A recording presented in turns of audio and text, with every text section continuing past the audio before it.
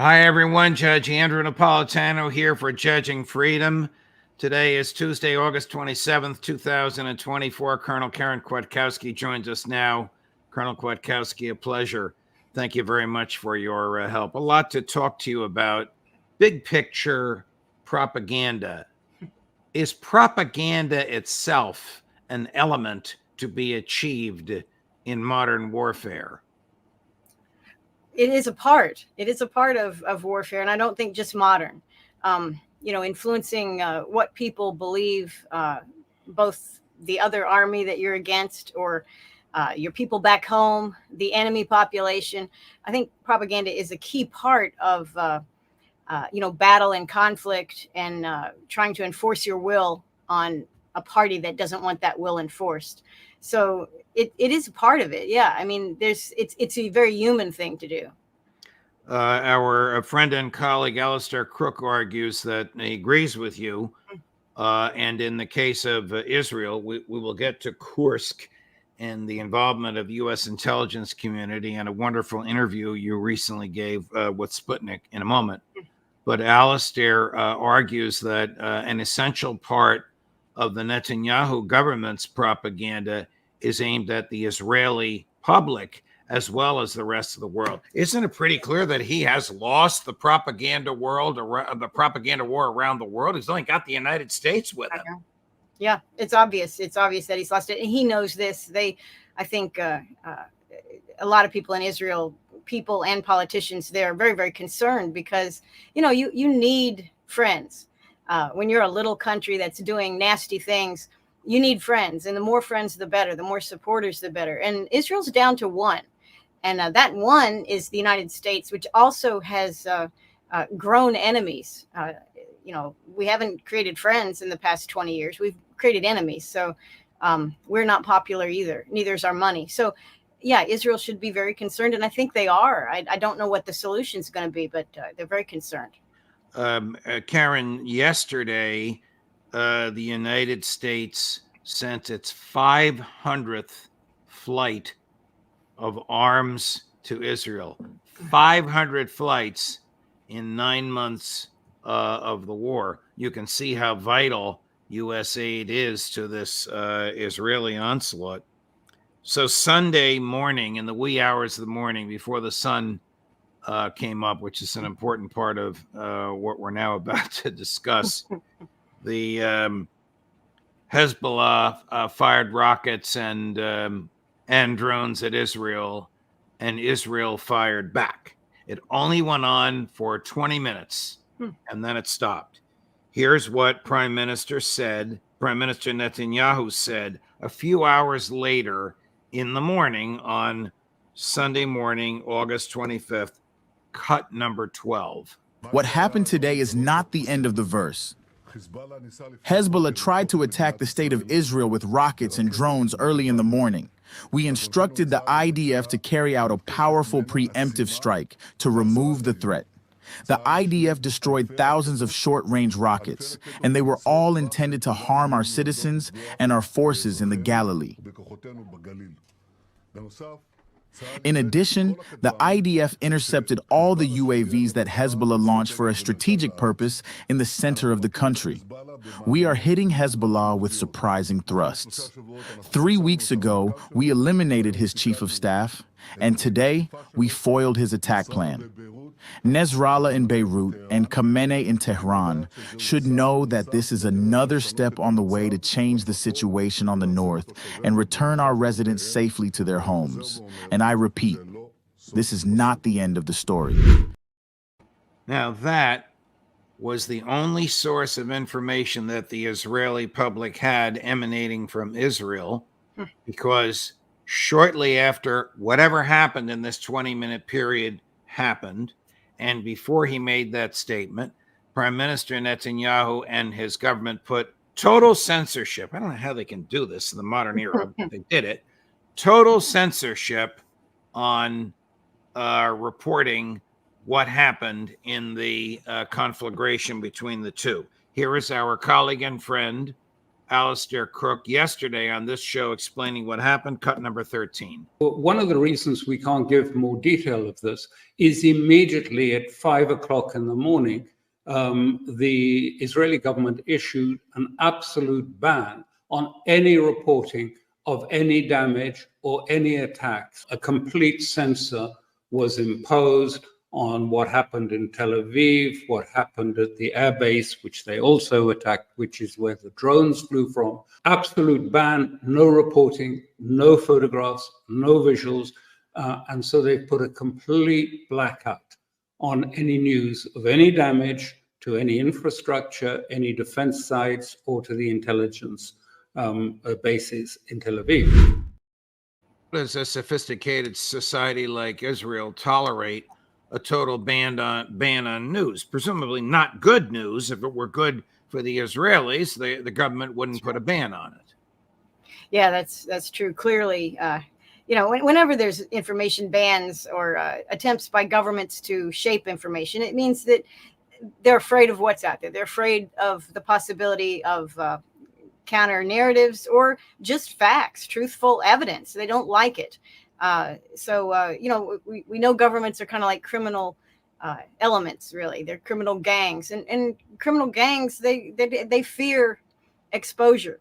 Okay, they fear evidence that shows they did something wrong or they're guilty. So these governments are criminal gangs, and clearly he's got it under control in Israel. But I think many Israelis, they're sophisticated people. They are well read, and they're internationalist in many ways, including the Israelis that live abroad from Israel.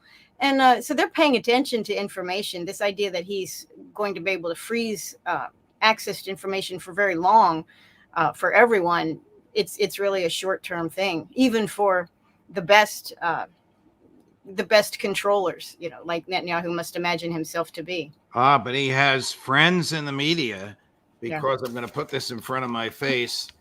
This is the front page of yesterday's Wall Street Journal, which purports to show an Israeli Iron Dome rocket destroying a Hezbollah missile. And the same photograph, a smaller version of it, was on the front page of the New York Times. That photograph, according to Alistair Crook, is a year old. That photograph was taken in the daytime, and this 20-minute conflagration between Hezbollah and the IDF occurred in the pitch dark of night. So who does Netanyahu and the Wall Street Journal and the New York Times think they're kidding? It's crazy. I mean, they are one and the same. Apparently, they get their information from the same sources. They march to the same drummer. But I don't think they're very aware that the rest of the world is very exposed to many bits of information and many alternative narratives. It really makes them look more foolish than anything else. And certainly, the American media clearly is not doing its job, unless their job is to do as Netanyahu advises them to do. If that's the case, they are doing their job. But I don't think many Americans feel that that's what our major newspapers should be doing. It's a joke on them, really. I mean, it's a sad state of affairs. And again, this is why the newspapers are so concerned, and the governments that rely on those newspapers to shape their own government narrative. They're so concerned about things like Telegram, like Elon Musk buying Twitter. They cannot tolerate people actually doing what people do. Of course, I mean, the Israeli government is not the only government that did this. The U.S. did this during the invasions of Iraq and Afghanistan. The U.S. still hides what we knew about Pearl Harbor, still hides what we knew about 9/11, still hides what we knew about and know about the JFK and RFK assassinations. There's no limit to what these governments, whether they're criminal gangs or that purport to be democratically elected, lowercase d, or not, they still continue to hide the truth. But I couldn't resist this one because we caught them red-handed with an old photo taken in the daytime, and Alistair Crook put his finger right on it. In your interview with Sputnik, you were asked if the United States helped to plan the invasion of Russia? Did it? Well, I believe that we had foreknowledge, and certainly we know that our equipment and our communications and our intelligence, our surveillance data is all made available as requested. You know, if it's sub-regional or targeted data, that information is made available by our government to the Ukrainian army and the Ukrainian politicians if they ask for it. So we are involved in Ukraine, basically like the pig is involved in breakfast. We are in it. We are part of it. So yeah, I'd be very, very surprised if we had no foreknowledge. And I think that it was something that they cleared with military leaders and strategists, even in the Pentagon, who the Pentagon says, oh no, we were surprised. We didn't know anything. We're waiting to see what happens. Yeah, I bet they are. But, you know, yes, clearly we're involved in it. I we mean, also no are, one. Go ahead, Karen. We're also involved in it with Americans. I mean, we have American mercenaries and American volunteers and other NATO military on the ground participating in this Kursk invasion that happened, I guess, a few weeks ago. Yeah, so there's no way we are not a part of this. And this game that we're playing that, oh, it's all Ukrainian. We give them all these weapons and we tell them, oh, don't do this, don't do that. But it's really the final decision belongs to Zelensky. That's our policy because, you know, we respect Zelensky. Give me a break. Now, we will, if you don't mind, make a mini cut of your phrase, like the pig is involved in breakfast, if you don't mind, and we'll post that on videos, which sometimes do go viral. And we mentioned Telegram. You can't overlook the fact that the president, chair, and principal owner of Telegram was just arrested in Paris because the French and the Americans can't stand what is articulated freely on Telegram. And Chris reminds me that in a recent interview with my friend and former Fox colleague Tucker Carlson, the Telegram founder, said that the U.S. government has been spying on him for years and even recently attempted to hire away his chief engineer who refused to leave. This gets back to what you were saying earlier. Governments hate and fear the truth, and they don't want people talking about the truth. That's right. Dimitri Simes, Scott Ritter, Pavel, name escaping me, forgive me, the founder of Telegram. Pavel Durov, yeah. Correct. Does any of this surprise you, Lieutenant Colonel Kwiatkowski? Well, the desperation of these governments does surprise me a little bit because generally they like to go slow and silent if they can, in inhibiting free speech, inhibiting communications that they don't like. You know, for years, the NSA spied on Americans, but people didn't know that. People didn't think about it. So it wasn't an issue. And then Snowden relayed to everybody that, oh, yeah, that's happening. Not only is it happening, it's a major target of NSA mission. And they have many customers in the government that want that information. So then we say, oh, well, the government does that. They spy. So we've kind of accepted it, but they like it better if we don't talk about it. And when they arrest guys like Pavel Durov, who there's almost a billion users of Telegram around the world. And they use it for a lot of different things, sharing information, business, all kinds of things. But those billions of people, that's a desperate move. That is an unfortunate thing that they've done, because backing away from that there is no good outcome here for the government that arrested, for either the French, for Macron, or for the Americans who were behind it. And there's no doubt the Americans and the Israelis are driving this, because there's two things you can get on Telegram wonderfully and really in an uninhibited, direct, honest way. And that is video of what's happening in Ukraine and video of what's happening in Gaza.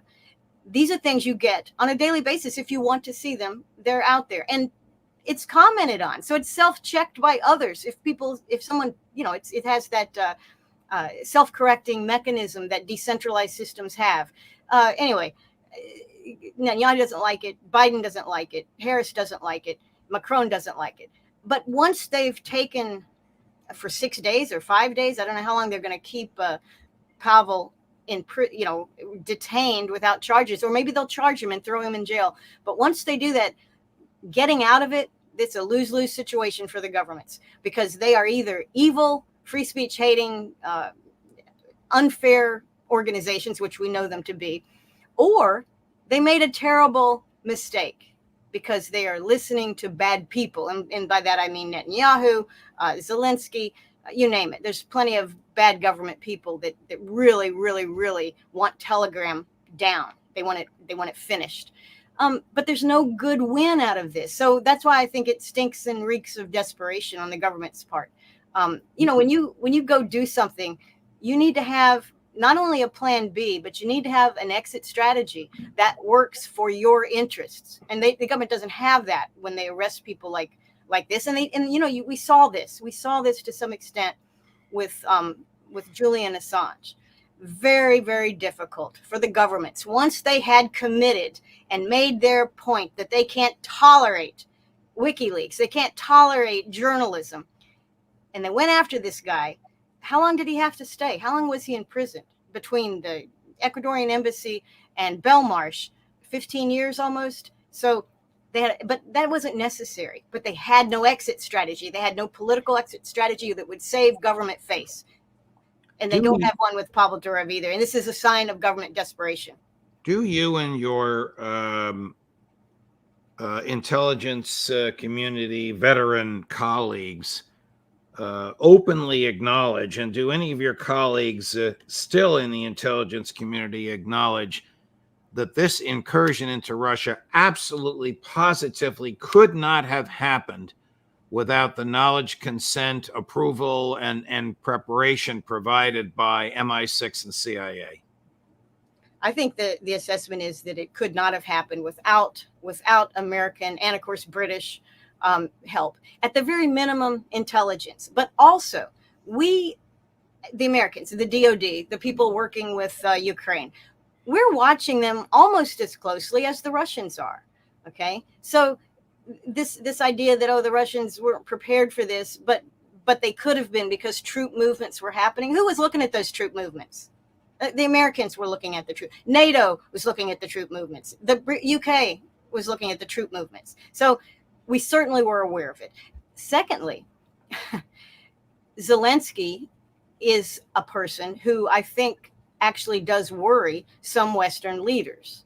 He is also exceptionally desperate. The time frame, the length of time for his political survival, that window is closing. He knows it, and everybody else knows it. So that drives desperation.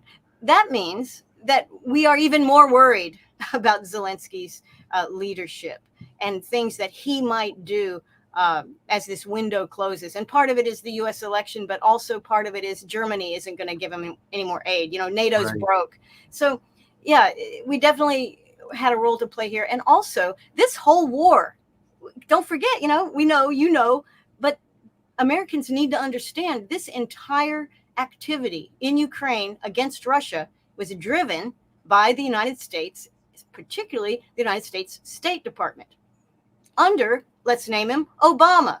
So, this is an American agenda item. Do you think we're not watching? We're not participating? Right. Take a look at this headline from a piece by Politico.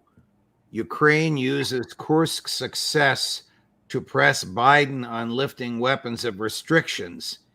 Ukraine's invasion of Russia has flipped the gloomy narrative on the war, and Kyiv is using its battlefield success, I'm reading this literally, to launch a new pressure campaign on the U.S. to lift the last restrictions on the use of long-range weapons inside Russia. Our friend and colleague Matt Ho takes this one step further and believes that Zelensky and company now think that Kamala Harris will defeat Donald Trump, and all they have to do is stay alive until after Election Day, because no Trump is going to come in to pull the plug. She's going to come in and give them as much or more than Biden has been giving them.